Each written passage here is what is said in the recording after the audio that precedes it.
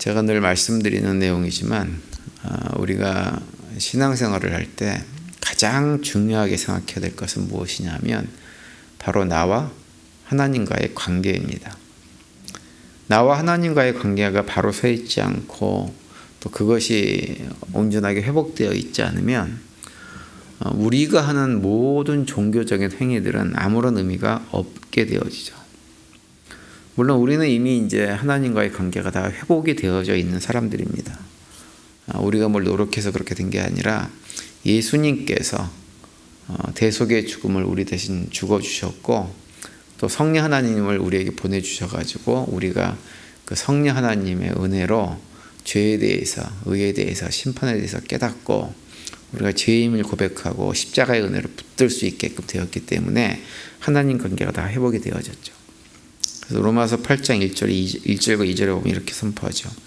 그러므로 이제 그리스도 예수 안에 있는 자에게는 결코 정죄함이 없나니 이는 그리스도 예수 안에 있는 생명의 성령의 법이 죄와 사망의 법에서 너를 해방하였습니다. 이렇게 말씀을 해주고 있습니다.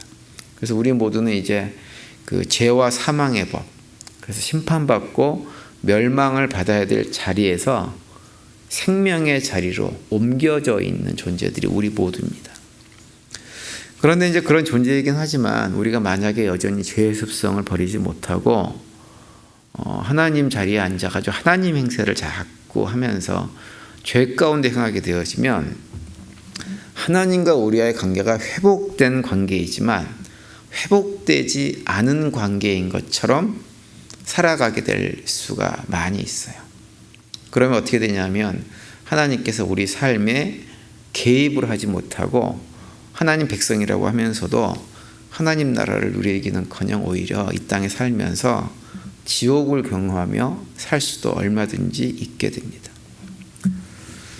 우리가 자녀들을 키워보면 많이 그런 경험을 하는데요. 자녀들이 부모에게 뭔가 부모를 속인다든지 또는 부모가 하지 말라는 잘못된 일을 했다든지 이렇게 되어지면 자녀들이 부모 앞에 가까이 오지 못하게 되죠. 자꾸 부모의 눈치를 봅니다. 근데 죄는 하나님과 우리 사이를 그렇게 만들어 버립니다. 하나님은 괜찮으셔도 우리가 하나님을 자꾸 멀리하게 되어집니다. 자꾸. 그래서 우리가 신앙생활을 할 때 이 하나님과 우리의 관계가 이미 회복되어져서 우리가 하나님의 자녀로 거듭난 존재들이지만 아버지와 자녀, 어머니와 자녀의 관계 속에서 그 관계가 돈독한 상태에 있는지, 그래서 언제라도 내가 그 품에 달려가서 안길 수 있는 그런 관계인지를 늘 점검을 해야 되는 거죠. 오늘 우리가 읽은 본문에 보시면 하나님께서 이스라엘 백성들에게 이제 가나안 땅에 들어갔을 때 하나님과의 관계를 바르게 하는 일에 최선을 다하라 이렇게 말씀하는 내용이 기록이 되어져 있어요. 오늘 본문 21절과 22절에 보시면 내 하나님 여호와를 위하여 쌓은 단 곁에 아무 나무로든지 아세라상을 세우지 말며 자기를 위하여 주상을 세우지 말라. 내 하나님 여호와께서 미워하시느니라 이렇게 말씀을 합니다. 여호와를 위하여 쌓은 단 제단 옆에 우상을 세우지 말라고 하는 거죠. 다시 말하면 하나님과 우상을 함께 겸하여 섬길 수 없다고 하는 말입니다.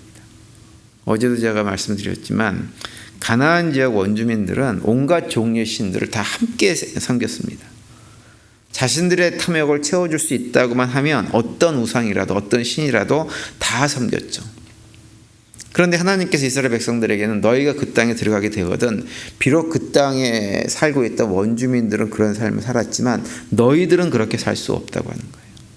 우상과 하나님을 겸하여 섬길 수 없다고 하는 거죠. 그 말씀을 예수님도 복음서에서 똑같이 하셨어요. 마태복음 6장 24절에 보시면 한 사람이 두 주인을 섬기지 못할 것이니 혹 이를 미워하며 저를 사랑하거나 혹 이를 중히 여겨 저를 경히 여김이라. 너희가 하나님과 재물을 겸하여 섬기지 못하니라 이렇게 말씀을 합니다. 여기서 재물이라고 하는 것 단순히 돈만을 얘기하는 것이 아니라 우리의 탐욕들을 말하는 거예요. 탐욕. 내 탐욕을 성취하는 그 일에 내 마음과 생각을 다 쏟아붓는 일과 하나님을 온전히 예배하는 일이 함께 될 수 없다고 하는 것입니다.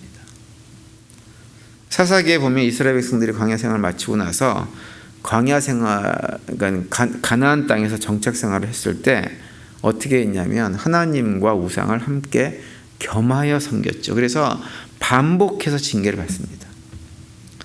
이스라엘 백성들이 우상을 섬겼지만 하나님을 섬기지 않은 건 아니에요. 하나님 섬기는 일도 열심히 했습니다. 그런데 문제는 하나님만 섬긴 것이 아니라 우상을 섬겼기 때문에 하나님께서 우상을 섬기면서 하나님의 섬기는 것을 용납하지를 않으셨어요. 그래서 끊임없이 반복해가지고 또 죄를 짓고 하나님께 징계받으면 다시 회개하고 돌아왔다가 좀 시간이 지나면 또 우상 섬기고 하나님과 우상을 겸하여 섬기고 이걸 반복하는 것을 우리가 사사기를 통해서 볼 수 있는데요. 사사기는 우리에게 뭘 얘기해 주냐면 현재 우리가 살아가고 있는 삶의 모습을 그대로 보여주는 책입니다. 그래서 점검을 해야 돼요. 나는 우상과 하나님을 겸하여 섬기고 있는가 아니면 하나님만을 섬기는 삶을 살아가고 있는가라고 하는 것을 점검해야 됩니다. 그래야만 다른 모든 문제들이 다 해결이 되어지는 거예요. 근데 그렇지 않고 내가 겸하여 마음이 양쪽에 가 있다고 한다면 엄밀하게 말하면 하나님을 믿는 것이 아닐 수도 있습니다. 그래서 늘 그 관계를 점검을 해야 돼요. 그런데 이제 여기서 우리가 한 가지 좀 바르게 알아야 될 것이 하나 있는데 그것은 뭐냐면 우리가 하나님과의 우리의 관계를 점검할 때 우리 스스로 점검하는 기준이 뭐냐라고 하는 거예요. 하나님과 우리의 관계를 점검한다고 할 때 많은 경우는 내가 얼마만큼 성경을 많이 읽느냐, 또 얼마만큼 예배에 열심히 참석을 하느냐, 얼마나 많은 기도 생활을 하느냐. 물론 그것도 중요한 것이긴 해요. 근데 주로 그것만을 가지고 점검을 하는데 사실은 하나님께서 우리에게 점검하라고 하는 것은 그것이 아닙니다. 어찌 보면 그것은 당연하게 자연스럽게 해야 될 문제예요. 하나님 자녀들이면 해야 될 문제지 그것이 점검의 기준이 될 수가 없어요. 그렇다고 한다면 무엇을 점검의 기준으로 삼아야 되느냐? 바로 이웃과의 관계를 통해서 점검의 기준을 삼아야 되는 거예요. 내가 진정으로 하나님을 사랑하면 누구는 자동으로 사랑하게 되나요? 이웃은 자동으로 사랑하게 돼 있어요. 그러니까 이웃과의 관계를 통해 가지고 눈에 보이는 이웃과의 관계를 통해서 눈에 보이지 않는 하나님과의 관계를 점검을 해야 됩니다. 그 이웃과의 관계 속에서 내 모습이 내가 하나님 백성으로 삶을 제대로 살아가고 있는가라고 하는 것을 드러내는 것입니다. 그래서 오늘 보면 18절에 보면 이렇게 말씀을 하죠. 내 하나님 여호와께서 내게 주시는 그 각성에서 내 지파를 따라 재판장과 유사를 둘 것이요 그들은 공의로 백성을 재판할 것이니라 이렇게 말씀을 하고 있습니다. 하나님께서 공의로 제 백성들을 재판하라고 말씀하세요. 그래서 다시 20절에 또 말씀합니다. 너희는 마땅히 공의만 쫓으라. 그리하면 내가 살겠고 내 하나님 여호와께서 내게 주시는 땅을 얻으리라 이렇게 말씀합니다. 공의로움이라고 하는 것은 나와 이웃과의 관계의 문제입니다. 어떤 내 이기적인 내 개인적인 어떤 생각이나 나의 유익을 따라서 관계 속에서 필요하면 가까이 하고 필요하지 않으면 멀리하고 필요하면 좀 존중해주고 필요하지 않으면 함부로 대하고 이런 것이 아니라 나의 필요와 관계없이 언제나 하나님께서 우리를 공평하게 보시는 것처럼 우리도 그들을 공의롭게 공평하게 봐주는 것이 공의로움입니다. 나의 이익관계에 따라서 나한테 이익이 되어지면 가까이 하고 나한테 이익이 안 되고 손해가 되어지면 멀리하고 이런 것이 아니라고 하는 거예요. 그런 거에 전혀 관계없이 상대방이 누구냐에 관계없이 심지어는 상대방의 신분, 상대방의 어떤 피부색, 상대방의 어떤 삶의 처지 이런 거 전혀 관계없이 하나님 백성으로 하나님 우리를 사랑하신 것처럼 우리도 그들을 사랑으로 대하는 것 그것이 공평함이에요. 근데 참 그것이 잘 안 됩니다. 나의 이기심과 나의 유익에 따라서 사람들을 따로따로 대할 때가 참 많이 있어요. 그래서 우리가 흔히 이런 표현들을 당연하게 생각을 합니다. 팔은 어디로 굽어요? 안으로 굽는다. 피는 뭐보다 진해요? 물보다 진하다. 또 가재는 누구 편이다? 개 편이다. 이런 얘기를 그냥 아무렇지도 않게 당연하게 삶은 그런가 세상은 그런가. 물론 세상은 그래요. 세상 사람들은 그러고 살아가는데 하나님 백성들은 그렇게 살지 말아야 되는데 우리도 이런 표현들을 지극히 당연하게 사용하는 경우가 참 많이 있다고 하는 거예요. 인생이란 그런 거지 뭐. 가재는 개편이야. 팔은 안으로 굽고 그럴 수밖에 없어. 특별히 글쎄요, 제가 미국에 이제 살면서 미국 사람들을 만나서 대화해보고 보면 미국 분들은 그런 것이 좀 덜해요. 근데 우리 한국 분들, 우리는 좀 그걸 점검을 많이 해야 됩니다. 우리가 특별히 그게 참 많습니다. 학연, 지연, 뭐 같은 고향 사람이라서 같은 학교를 졸업을 해서 과거에 같은 동네에 살아서 이게 굉장히 중요합니다.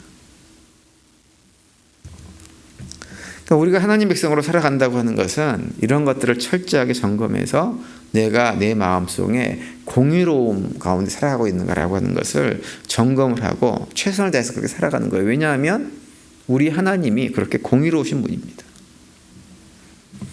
그래서 이사야서에 보면 이사 30장에 뭐 어떤 얘기를 하냐면 대저 여호와는 공의의 하나님이시니라. 무릇 그를 기다리는 자는 복이 있도다. 이렇게 말씀을 하고 있죠.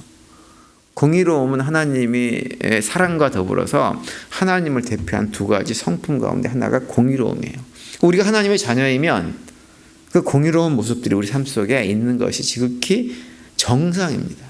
그것이 없으면 부끄러워해야 돼요. 내가 공의롭지 못하구나. 공평하지 못하구나.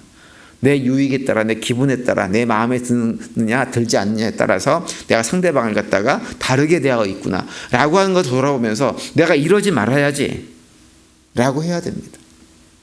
사회가 타락을 하면, 교회가 타락을 하면 가장 먼저 일어나는 현상이 뭐냐면 공의가 사라지는 거예요. 구약시대 때 가장 타락했던 시대로 꼽으라고 하면 북왕국 이스라엘 여로보암 왕 때 가장 타락을 했습니다. 그 시절은 어떤 때냐면 북왕국이 왕국 역사 가운데 가장 번창했던 때예요. 가장 부유했던 때입니다. 그런데 그 가장 부유했던 그 여로보암 2세 때 가장 타락한 시대를 맞이했어요. 완전히 공의가 사라진 시대였습니다.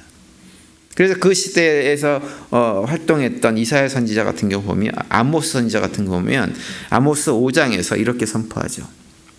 너희가 내게 번제나 수제를 드릴지라도 내가 받지 아니할 것이요 너희 살찐 희생의 화목제에도 내가 돌아보지 아니하리라. 내 노래 소리를 내 앞에서 그칠지어다. 내 비파 소리도 내가 듣지 아니하리라. 오직 공법을 물같이 정의를 하수같이 흘릴지로다. 이렇게 말씀합니다. 북왕국 이스라엘 여로보암 2세 때 우상을 극심하게 섬기긴 했지만 우상만 극심하게 섬긴 것이 아니라 하나님께 대한 제사도 정말 화려하게 드렸어요. 그런데 하나님의 반응이 뭐냐면 다 필요 없다고 하는 거예요. 너희들이 드리는 제사 내가 돌아보지 않겠다고 하는 거예요. 왜? 너희들 사이에 공의가 사라졌기 때문이다. 이렇게 말씀을 하고 있는 거예요. 그러니까 하나님은 우리가 하나님께 예배드리는 것보다 더 중요하게 생각하는 것이 무엇이냐면 우리가 삶의 자리에서 공의로운 삶을 살아가는 거예요. 오늘날 사회도 점점 살기가 힘들어진 이유가 많이 있지만 가장 핵심적인 이유를 들려고 하면 사회에 공의가 사라졌기 때문에 삶의 자리가 힘들고 어려운 것입니다.